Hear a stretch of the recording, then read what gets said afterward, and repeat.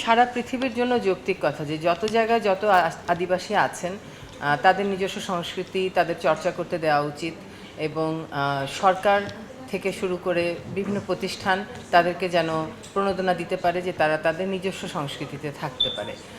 কিন্তু সমস্যা হচ্ছে যখনই সরকারি প্রণোদনা সেখানে যায় তার সাথে সেই পরিকল্পনাটাও যায়, যে পরিকল্পনাটা আসলে তাদেরকে মূল ধারায় মূল স্রোতে নিয়ে আসার, তাদেরকে তাদের মতো থাকতে দেওয়ার না। এবং এটা শুধু আপনি যেটা বললেন যে বাংলাদেশে এই সমস্যাটা, এটা আসলে শুধু বাংলাদেশের সমস্যা না। আমি এটার যে সমাধান নেই তা বলছি না, আমি বলছি যে ওয়ার্ল্ড ওয়াইড সিনারিওটা কী।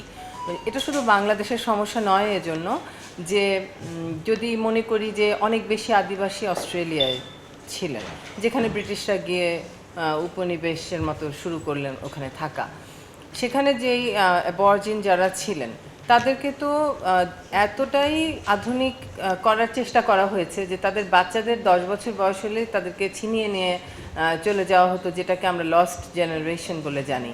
এবং এখন এটা থেমেছে, হাইকোর্ট থেকে রুল করে বোধহয় কিছু বছর, বেশি না, কিছু বছর আগে মাত্র এটা থেমেছে। এর মাঝখানে কিন্তু 2-3টে জেনারেশন তারা তাদের বাবা মার কাছে থাকতে পারেনি, তারা নিজেদের সংস্কৃতি চর্চার জন্য স্বাধীনতা ছিল না, তারা সম্পূর্ণভাবে ব্রিটিশ হতে হয়েছে তাদেরকে, অর্থাৎ অস্ট্রেলিয়ান হতে হয়েছে। এরপর যদি নিউজিল্যান্ডের কথা ধরি, যেটাকে আমরা দেখি যে সবুজ সুন্দর একটা দেশ, সেখানে অনেক মাউরি গোষ্ঠী আছেন। কিন্তু যখন জাতিসংঘে এরকম প্রস্তাব উঠেছে যে আমরা কি নৃগোষ্ঠীদেরকে বা আমরা আদিবাসীদেরকে কি তাদের সংস্কৃতি চর্চা করতে দেব না দেব না, সেখানে কিন্তু এই নিউজিল্যান্ড এই অস্ট্রেলিয়া তারা না ভোট দিয়েছে।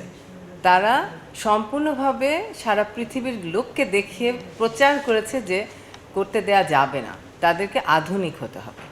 তাহলে এই যেই দেশগুলোকে আমরা এতটা উন্নত ডেভেলপড কান্ট্রি হিসেবে দেখি, তাদের আসলে ভেতরের চাওয়াটা কী?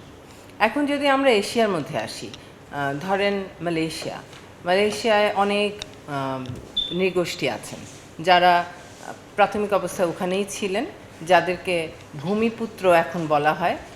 সরকার থেকে প্রণোদনা পাচ্ছে, নানান রকম চাকরি বা সমস্ত কিছু পাচ্ছে। কিন্তু যখন পর্তুগিজ কিংবা ব্রিটিশরা মালয়েশিয়ায় উপনিবেশ করেছিল, যদিও সেটা খুব অল্প সময়ের জন্য, আমাদের মতো 200 বছর তারা ওখানে টিকতে পারে নাই, খুবই অল্প সময়ের জন্য, কিন্তু তখন এই নৃগোষ্ঠীর যারা প্রধান ছিলেন তারা উপনিবেশিক যে সরকার ছিল, অর্থাৎ ব্রিটিশ বা পর্তুগিজ, তাদের অধীনে কাজ করতে মানা করেছে তাদেরকে।